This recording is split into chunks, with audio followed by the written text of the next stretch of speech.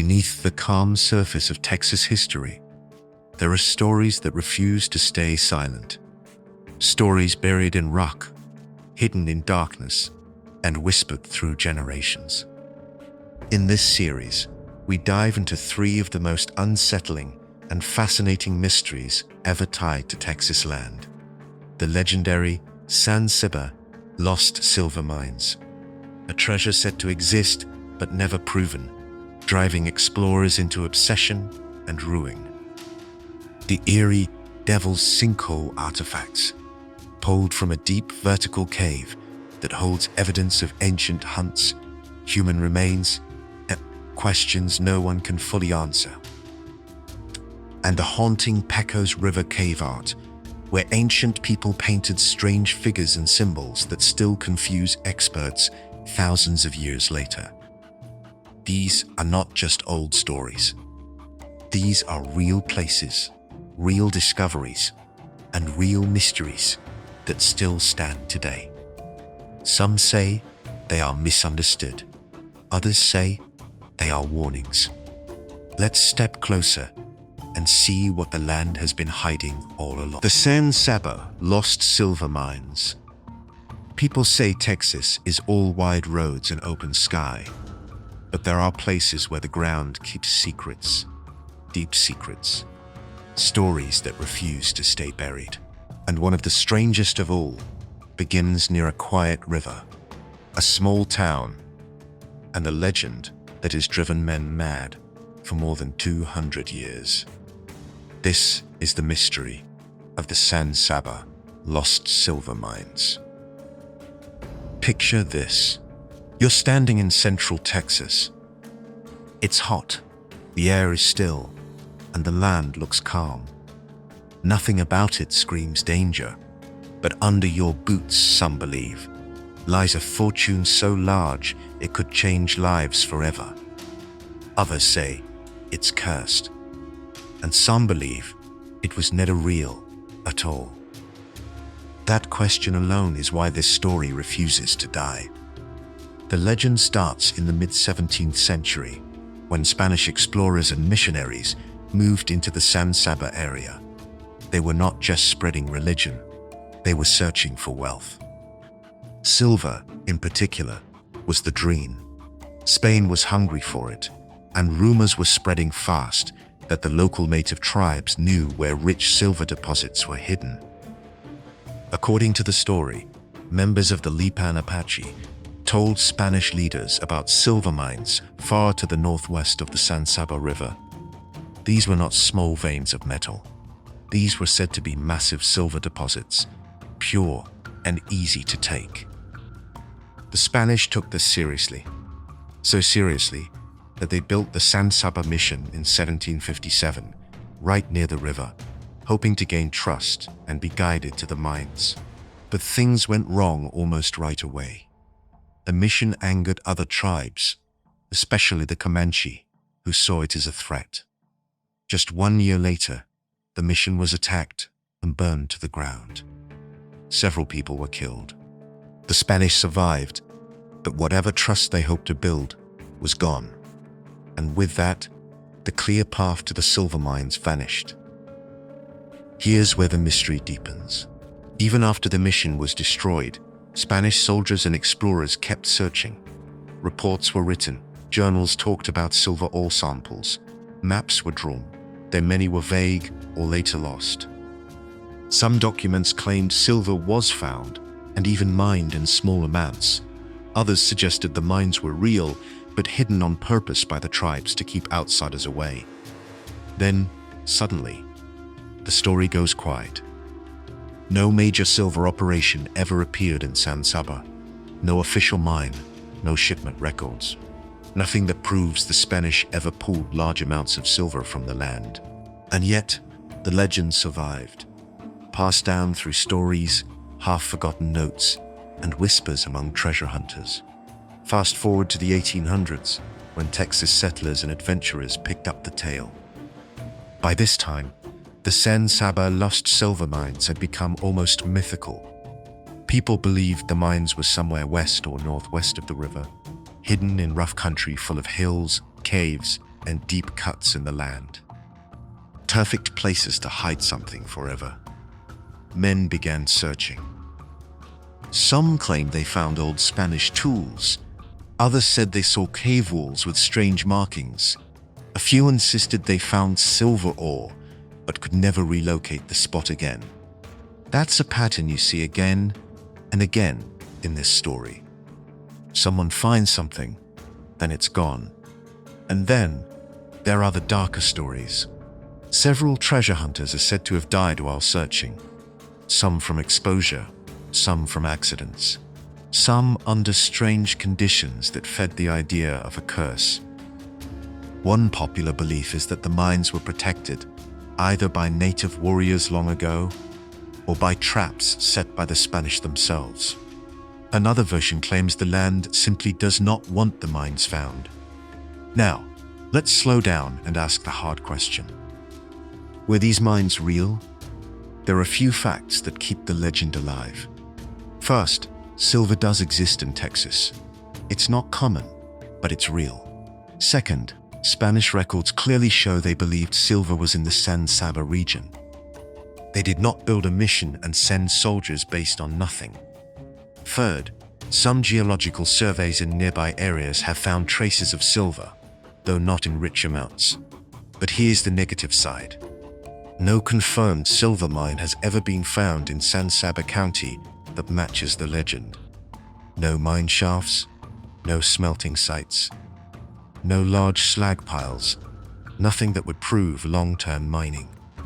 Many historians believe the native stories were misunderstood or exaggerated. Others think the silver samples were traded from far away and not local at all. Another negative is the land itself. The terrain is tough, but not impossible. If a rich mine existed, it should have left clear marks by now. 2 centuries of searching should have uncovered something solid. Yet every lead ends the same way. Empty ground. There's also the issue of maps. Many supposed Spanish maps surfaced over the years, but most are copies of copies, often proven fake or altered. Some were clearly made to sell hope, not truth. Still, people keep looking. Even in the 20th century, searchers returned with metal detectors, drills, and new tools. Some believed the mines were hidden in caves. Others thought they were buried by floods or landslides. A few claimed the silver was removed long ago, and the legend simply stayed behind. Now let's talk about the present conditions of the San Saba area, both good and bad. On the positive side, San Saba today is peaceful. It's known for pecans, not treasure. The land is mostly private, well cared for, and safe. The town embraces its history. There are markers, local stories, and a sense of pride tied to the legend. It brings interest, visitors, and a little mystery to an otherwise quiet place. The natural beauty is also a plus. Hills, rivers, and open land make it a great place for hiking and exploring, as long as it's done legally. The mystery adds charm without real danger. But there are negatives too. Most of the land where the mines are believed to be located is private property. That means serious searching is not allowed. Trespassing is a real problem, and it has caused tension over the years. Also, false hope still exists. Some people spend time and money chasing a dream that likely isn't real. Another negative is misinformation. Online stories often mix fact and fiction, making the legend sound more proven than it is. This keeps people chasing shadows instead of history. So where does that leave us? Here's my honest opinion. I think the San Saba lost silver mines were based on something real, but not what people imagine. I believe the native tribes likely knew of small silver deposits or traded silver from other regions. The Spanish heard silver and imagined massive mines, because that's what they wanted to hear. Over time, the story grew, details blurred, and the legend became bigger than the truth. I don't believe there is a giant untouched silver mine waiting to be found. If it existed, clear proof would have surfaced by now. But I do believe the story matters, not because of treasure, but because it shows how myths are born.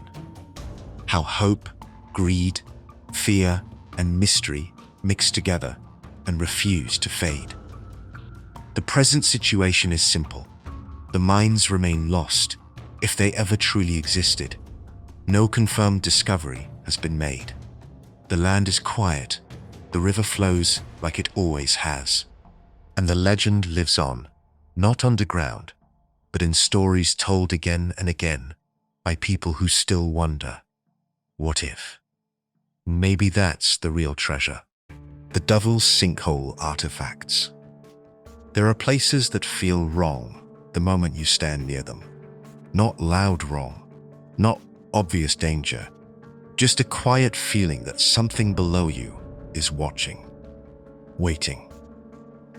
And deep in the Texas Hill Country, hidden behind brush and limestone, there is a hole in the ground that has scared, confused, and fascinated people for generations. This is the mystery of the Devil's Sinkhole and the artifacts found around it. At first glance, it does not look like much. No signs of treasure, no ancient walls, just a fenced-off area and a dark opening in the earth. But once you know what's down there, you realize this is not just a hole. It is a window into thousands of years of human history, and maybe something more. The Devil's Sinkhole is a massive vertical cave near Rock Springs, Texas. It drops straight down more than 400 feet. No gentle slope, no easy way back up. If something falls in, it's gone. For most of history, people avoided it. Local ranchers warned their kids to stay away. Animals disappeared. Sounds echoed up from below that didn't make sense. And long before modern explorers arrived, ancient people knew this place very well. For thousands of years, Native Americans came here. Not to live, not to mine, but for reasons we are still trying to understand. Evidence shows they used the sinkhole as a hunting trap. They would drive animals, especially bison, toward the opening. In the chaos, animals fell to their deaths. Later, people climbed down to collect meat, hides, and bones. But that's only the beginning. When scientists and explorers finally began to study the sinkhole seriously in the 20th century, they found something shocking. The bottom was filled with layers of bones, tools, and human-made objects. Some of these artifacts were over 9,000 years old. That alone makes this site one of the most important archaeological locations in North America. Stone spear points were found. Some were broken, some still sharp. There were cutting tools, scrapers, and fragments of weapons used by ancient hunters. These were not random items. They told a clear story of repeated use over thousands of years. Then came the human remains. Several human skeletons were discovered among the animal bones. This raised serious questions. Were these accidents, rituals, punishments? No one can say for sure. Some remains showed injuries that suggested falls. Others were harder to explain. This added a dark edge to the sinkhole's story and helped fuel its frightening reputation. And then there were objects that didn't fit neatly into any explanation. Explorers reported finding artifacts that seemed placed, not dropped. Items resting in positions that suggested meaning. Some tools were found far from where hunting debris should be. This led to theories that the sinkhole may have had spiritual importance, a place where offerings were made, or where people believed spirits lived below. Now, let's talk about what makes this mystery so powerful. The sinkhole preserves things incredibly well. Because of its depth, cool air, and limited light, organic material survived longer than normal. That means bones, wood fragments, and even ancient plant material stayed intact. This gave researchers a rare look at life thousands of years ago. This is a huge positive. The artifacts found here helped scientists understand early human life in Texas better than almost any other site. We learned what animals people hunted, how their tools changed over time, and how long they stayed in the region. It proved humans were in this area far earlier than once believed. But there are negatives too. Because the sinkhole is so dangerous, exploration has always been limited. Early explorers used ropes and crude equipment. Some nearly died. This meant many areas were never fully studied. In the early days, some artifacts were removed without proper records. Context was lost forever. Another negative is that not all discoveries were treated with respect. Human remains were sometimes handled as objects, not ancestors. This caused tension with native communities later on, who viewed the site as sacred. That damage cannot be undone. There is also the problem of mystery exaggeration. Over time, stories grew. Some people claimed strange symbols were carved into the walls. Others spoke of unnatural winds, voices, or shadows moving below. While most of these stories have no solid proof, they shaped public fear. The name Devil's Sinkhole itself adds drama, even though it was likely named by settlers who didn't understand the site. Still, not all the fear is imagined. The sinkhole is extremely dangerous. Even today, one wrong step could be fatal. That danger is real, and it's why access is tightly controlled. This limits new discoveries, but it also protects what remains. Now, let's look at the conditions today, both positive and negative. On the positive side, the Devil's Sinkhole is now protected. It is a registered natural landmark. Scientific studies have been done carefully. The site is respected as both a natural wonder and a cultural treasure. Public access is limited to guided visits, which helps prevent damage. It is also a major place for bat conservation.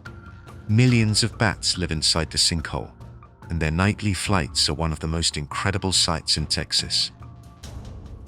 This has turned the sinkhole into a place of life, not just death. But there are negatives. Because it is protected, very little new excavation is allowed. That means unanswered questions may stay unanswered forever. We may never know exactly why certain artifacts were placed the way they were. We may never fully understand the human remains. There is also frustration among researchers who believe modern technology could reveal more if access were expanded. At the same time, expanding access risks destroying fragile evidence. It's a constant struggle between learning and preserving. So, what do I think? I believe the Devil's Sinkhole was more than just a hunting trap. Yes, it was used for that. The evidence is clear. But I also believe it had deep spiritual meaning. Ancient people did not return to the same place for thousands of years without reason. The depth, the danger, the echoing darkness below, all of that would have felt powerful to early humans. I don't think it was evil. I think it was respected. Maybe feared, but respected.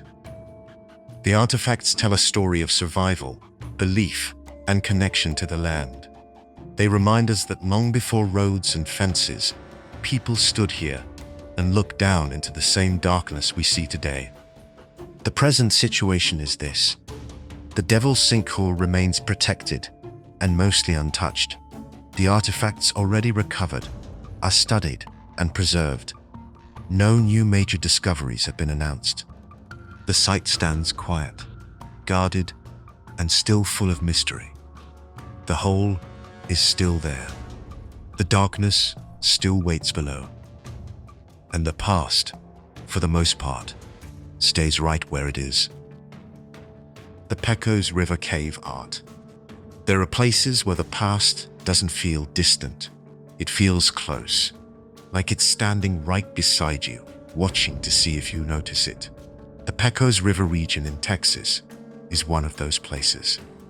At first, it looks quiet. Dry land, sharp cliffs, a slow river cutting through stone.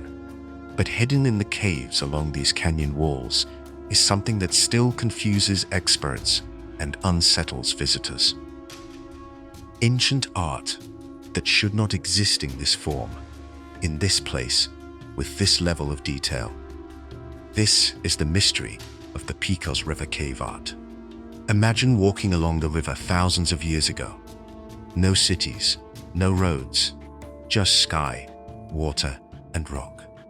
Now imagine stepping into a shallow cave to escape the heat. And on the wall in front of you are figures painted in red, black, yellow, and white. Not simple shapes, not rough drawings, but detailed human-like figures, animals and symbols layered over each other, some taller than a grown man. Even today, they feel powerful, almost alive. These paintings were created by ancient hunter-gatherers who lived in the lower Pecos Canyonlands.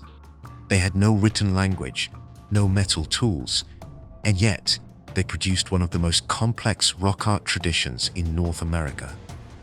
Some of this art is believed to be over 4,000 years old, and that alone raises a huge question. Why? Why did these people spend so much time and effort painting caves instead of focusing only on survival? The figures are strange. Some look human but stretched, with long limbs and no clear faces. Others appear to be part human, part animal. There are deer, snakes, birds, and shapes that don't clearly represent anything we recognize today. Many scenes overlap, as if different generations return to the same spot again and again, adding their own marks. One of the most famous styles is called the Pecos River style. It's known for large red figures, sometimes holding objects, sometimes surrounded by animals or symbols. The red color came from crushed minerals mixed with binders like animal fat or plant material. These paints were meant to last, and they did. Some scenes look like hunts, others look like rituals. A few appear violent, and many make no clear sense at all. This is where the mystery deepens. Some researchers believe the cave art represents spiritual visions. The idea is that shamans entered altered states of mind, possibly using natural plants, and painted what they saw. This could explain the strange figures and layered images. Others think the art tells stories of the tribe, marking important events, seasons, or beliefs about life and death. But here's the problem. There is no clear key to decode the meaning, no written explanation. No oral stories survive long enough to explain it. We are left guessing. 0894. Which season was altered 2 and 3? And not all guesses are comfortable. Some caves contain images that suggest sacrifice or transformation. Human figures with weapons raised, animals pierced or surrounded. There are scenes where humans appear to merge with animals, which could point to beliefs about spirits or the afterlife. To modernize, some of this art feels dark, even disturbing. But it's important to remember, fear might say more about us than about them. Now, let's talk about what we know for sure. The lower Pecos region was once much wetter than it is today. Thousands of years ago, it supported large populations of animals and people. The river provided water, food, and travel routes. Caves offered shelter. This made the area a perfect place for long-term use. That's a positive fact. Another positive is preservation. The dry climate and sheltered caves protected the art for thousands of years. Unlike open rock art that fades quickly, these paintings survived in incredible detail. This gives us a rare direct link to ancient human thought. But there are negatives. Many cave art sites were damaged before anyone understood their importance. Early settlers scratched names into walls.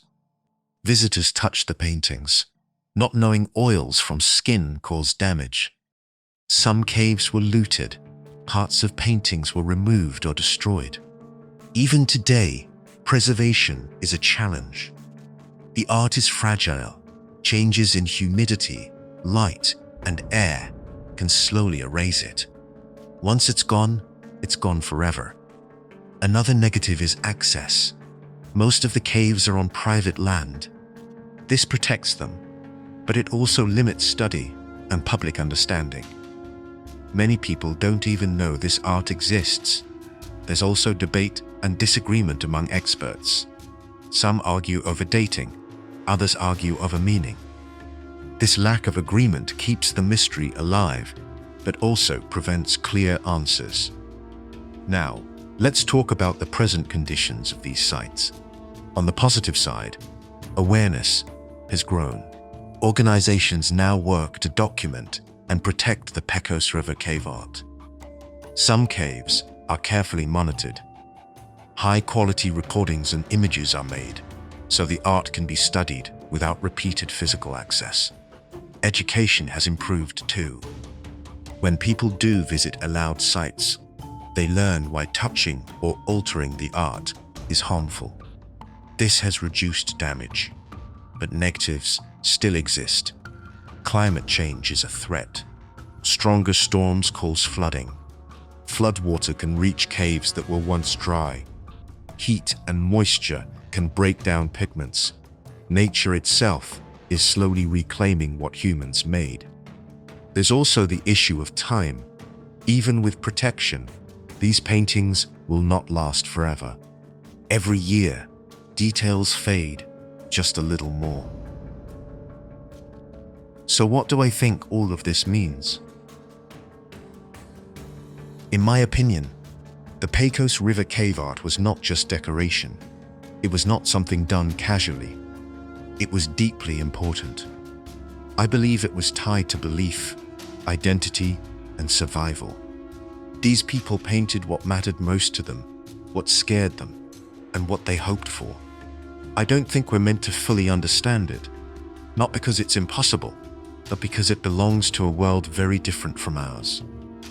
We can study it, respect it, and protect it, but we should be careful not to force modern ideas onto ancient minds. The art doesn't need to explain itself to be powerful. The present situation is this. The Pecos River Cave Art still exists, but it is fragile. Some sites are protected, some remain hidden, and some are already lost. No new major discoveries have changed the story recently, but ongoing work continues to record what remains. The caves are still there, the river still flows, and on the stone walls, ancient figures remain silent, watching time pass, keeping their secrets just a little longer.